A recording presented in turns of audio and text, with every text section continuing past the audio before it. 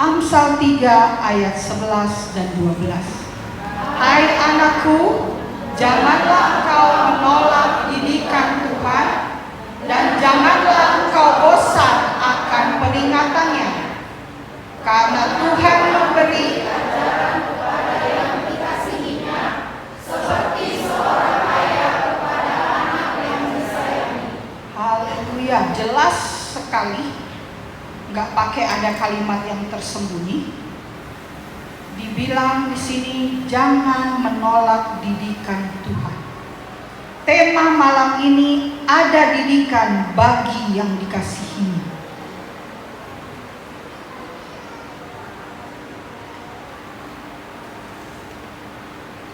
Jangan menolak didikan Tuhan, jangan engkau bosan akan peringatannya.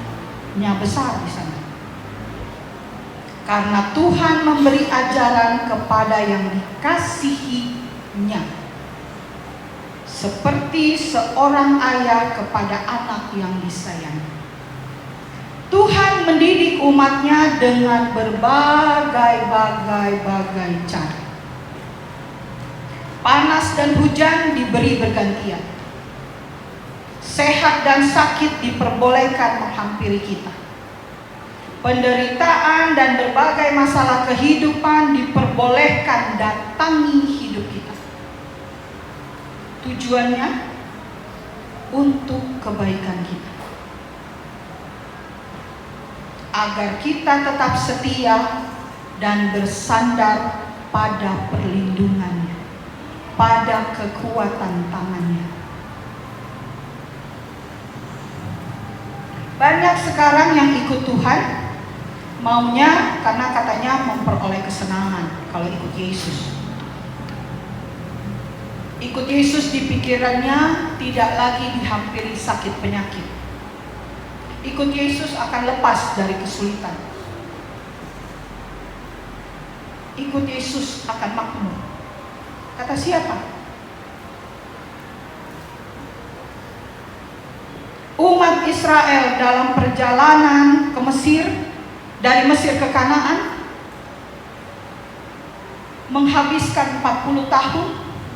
Selama dalam perjalanan mereka dididik agar menjadi umat yang kudus.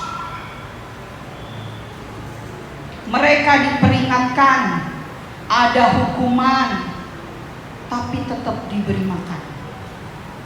Tapi umat ini keras kepala. Ada kesulitan, lari ke ilah lain. Selagi makmur, lupa pada Tuhan. Kita pun sering begitu, saudara. Kata siapa? Cuma umat Israel yang dulu. Kita pun sering begitu. Diberi rezeki, kita lupa pada Tuhan. Lupa kewajiban kita pada Tuhan. Contohnya perpuluhan, waktu ibadah. Banyak waktu menikmati fasilitas, tapi lupa kepada si pemberi waktu itu. Kalau ada kesulitan, iman mudah goyah. Sering dengar firman Tuhan, tapi tetap iman itu goyah. Bagus kalau cuma goyang doang. Kalau sampai bergeser, kesian. Ada kesulitan, iman mudah goyah, lalu ngambek sama Tuhan. Agar maju dalam karir, pergi ke peramal, malah bisa sampai tuker keyakinan. Biar lama nggak single melulu alias jomblo kelamaan, jual iman. Banyak kan kejadian seperti itu. Raja Salomo melalui Amsal mengingatkan kepada kita bahwa Tuhan mendidik saya dan saudara layaknya seperti seorang ayah kepada anak yang dikasihi. Sewaktu-waktu diberi peringatan agar kita jangan menyimpang. Terlanjur makin jauh menyimpang, jadi diberi peringatan. Begitulah cara Allah mendidik kita. Sebagai anak Tuhan, harus mau dididik dengan cara Tuhan, bukan cara dunia, karena cara dunia menuju kebinasaan. Tapi kita lihat masih di Amsal 3 ayat 5 dan 6. Percayalah kepada Tuhan dengan segenap hatimu, dan janganlah bersandar kepada pengertianmu sendiri. Akuilah Dia dalam segala lakumu, maka Ia akan meluruskan jalan. Di sini dididik oleh Amsal, dikatakan kembali, percayanya kepada Tuhan, akuinya kepada Tuhan, bukan kepada manusia, terlebih lagi kepada diri sendiri. Ayub dalam penderitaan yang dialami bukan karena berbuat kesalahan ya Bapak Ibu Saudara. Penderitaan yang dia alami, dia bersaksi di Ayub 5 ayat 17, sesungguhnya berbahagialah manusia yang ditegur Allah, sebab itu janganlah engkau menolak didikan yang maha kuasa. Dari Amsal dikuatkan lagi oleh Ayub.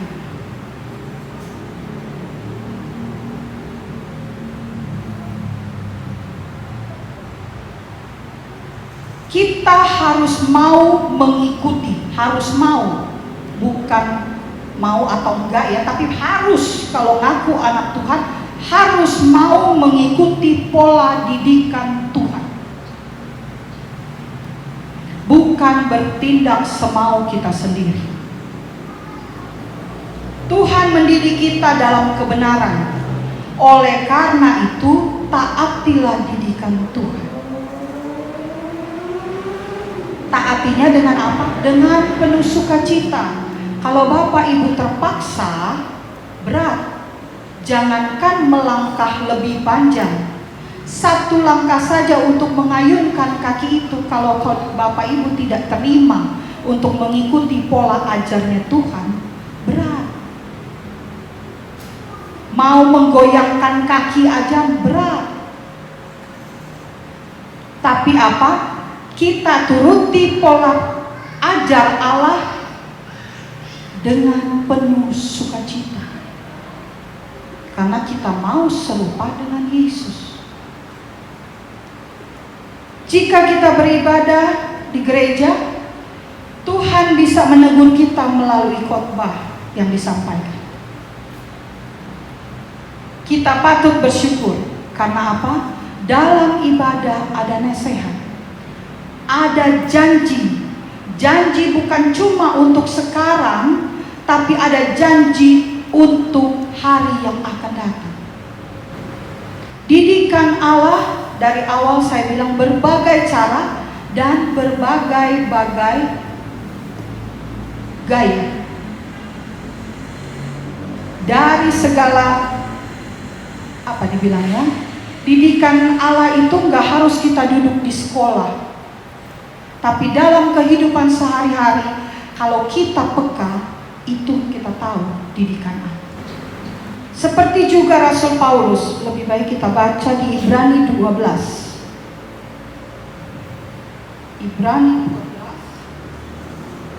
Ibrani 12 ayat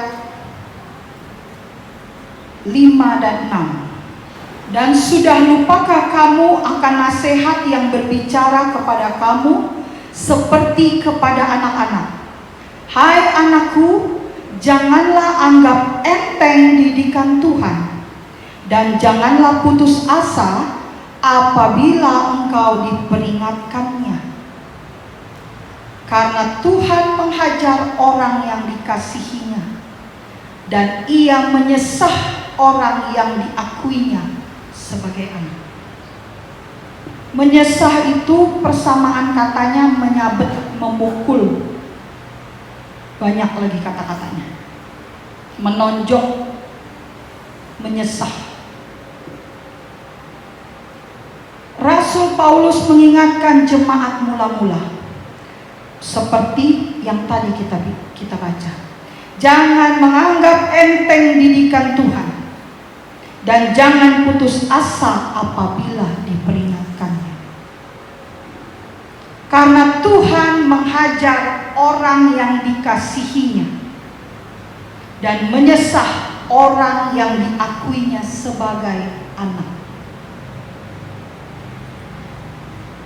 Kesannya Tuhan kita sadis ya saudara, tapi enggak, dia adil.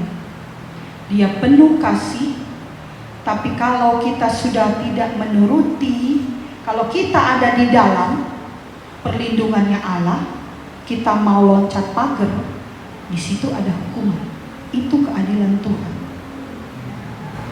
Didikan Allah mungkin kita bisa lihat dari mungkin sakit penyakit, kesulitan hidup, apalagi mungkin yang kena PHK, itu salah satu loh saudara. Karena apa? Mungkin kita udah gak punya waktu untuk Tuhan. Mungkin ada salah di antara kita. Kayak sebulan yang lalu saya pernah sakit. Dibilang tanpa sebab, ya tanpa sebab saudara, cuma mungkin pikiran yang main. Jadi sebabnya ada di pikiran. Akhirnya tubuh saya sakit. Waktu sakit yang saya gak kuat, panas tinggi. Di hari ketiga saya berdoa sama Tuhan, saya bilang, Tuhan, kalau saya ada salah, ampuni saya. Kalau saya tanpa saya tahu, tanpa saya sengaja, saya berbuat yang tidak berkenan di hati Tuhan, berkata yang tidak berkenan di hati Tuhan, ampuni saya. Hari keempat, terakhir saya menikmati panas tinggi. Dia kasih saya ayat. Hari itu yang tadinya saya tidak kuat sepanjang hari sampai sepanjang malam saya nggak bisa tidur. Saking apa? Bergemuruh dada saya. Saya menikmati duduk di kaki Tuhan, menyembah Tuhan, nggak minta apa-apa saudara. Cuman menyembah. Duduk diam, mulut saya tidak pernah bisa diam untuk berpuji Tuhan. Dengan saya entah sampai berapa puluh lagu medley itu saya jadiin sendiri. Tiba-tiba saya rasa sendiri, udah gak panas.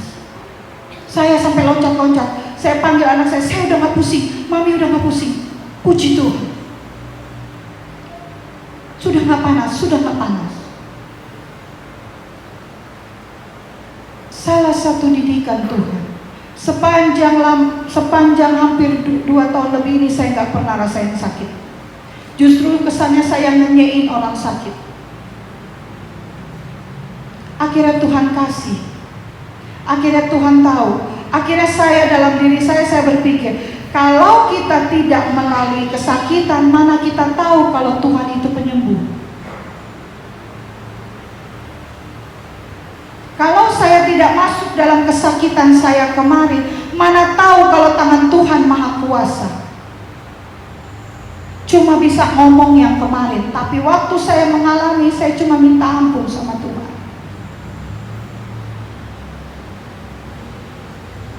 Dan dalam hal itu, jangan melemah iman saudara.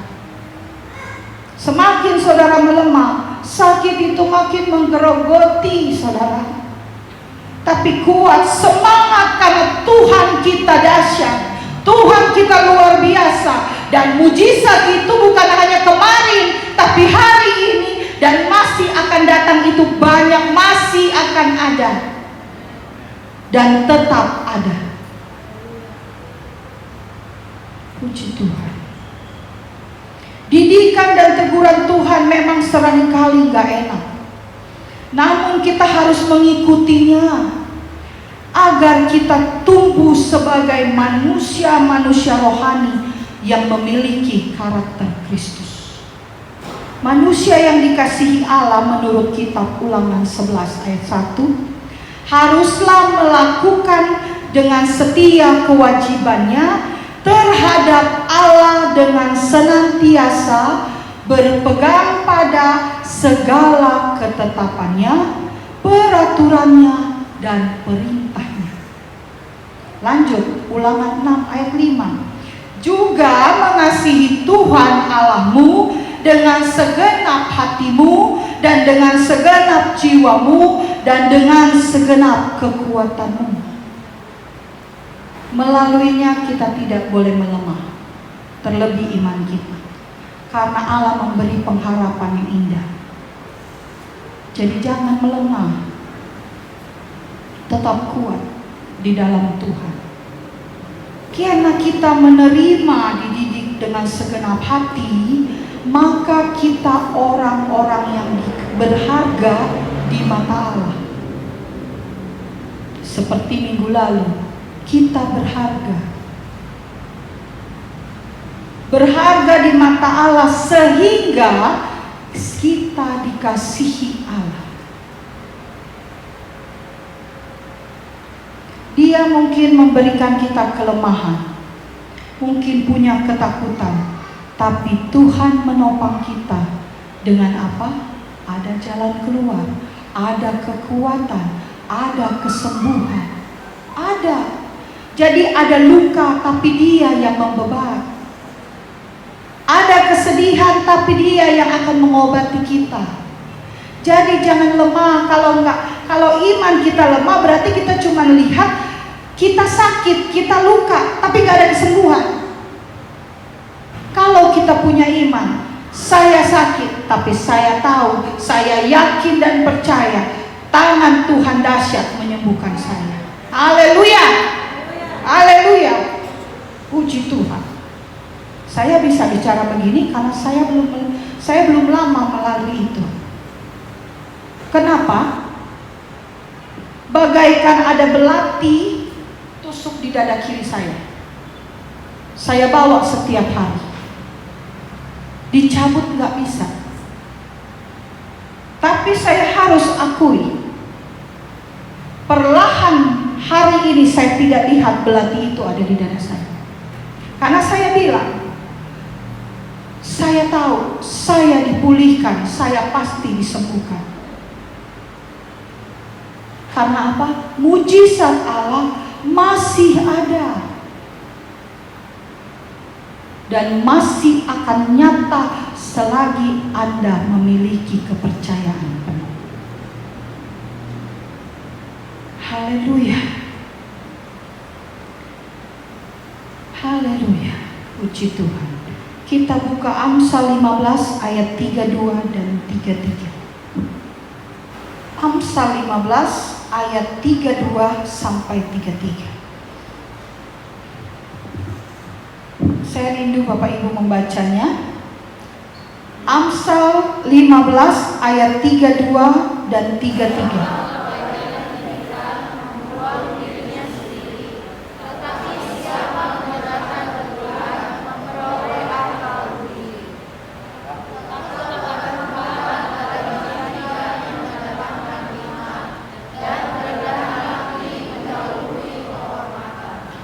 Puji Tuhan.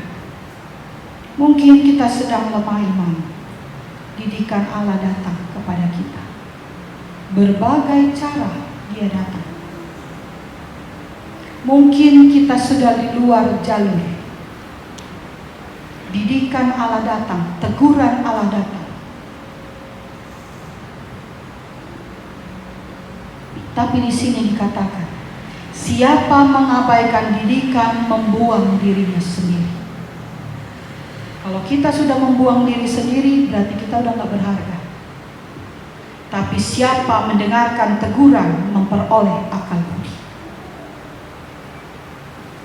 Karena kita berharga dan mendengarkan teguran Allah, memperoleh akal budi. Ada lagi satu kekayaan yang Tuhan kasih. Takut akan Tuhan adalah didikan yang mendatangkan hikmat. Dan kerendahan hati mendahului kehormatan. Karena kita berharga dan kita dikasihi, kita tak bisa bermegah diri sendiri.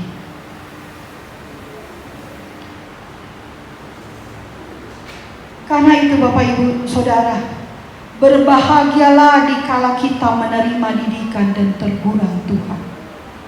Ketika masalah datang silih berganti dalam hidup ini, coba tanyakan kepada diri sendiri, apakah kita sungguh-sungguh sudah hidup menurut cara Allah? Atau jangan-jangan kita selama ini sudah hidup sangat jauh dari maunya Allah? Jika kita mengaku sebagai anak Allah, biarlah pengakuan itu terwujud nyata dalam melakukan perintahnya. Bukan hanya mau terima berkatnya Tuhan terus, melainkan juga menerima didikan Allah. Kita harus balance. Kita minta Allah nggak mau menghukum kita tiap hari. Kita juga harus balance. Gak bisa kita terima berkat-berkatnya melulu, tapi didikannya Tuhan, tegurannya Tuhan untuk kita menjadi baik, kita gak dengar. Puji Tuhan. Kemarin saya sudah melewati teguran Allah mungkin kepada saya. Mari tebalkan imanmu, terus lagi melekat kepada Allah. Jangan cuma kita mau terima berkat, tapi kita tidak mau ditegur.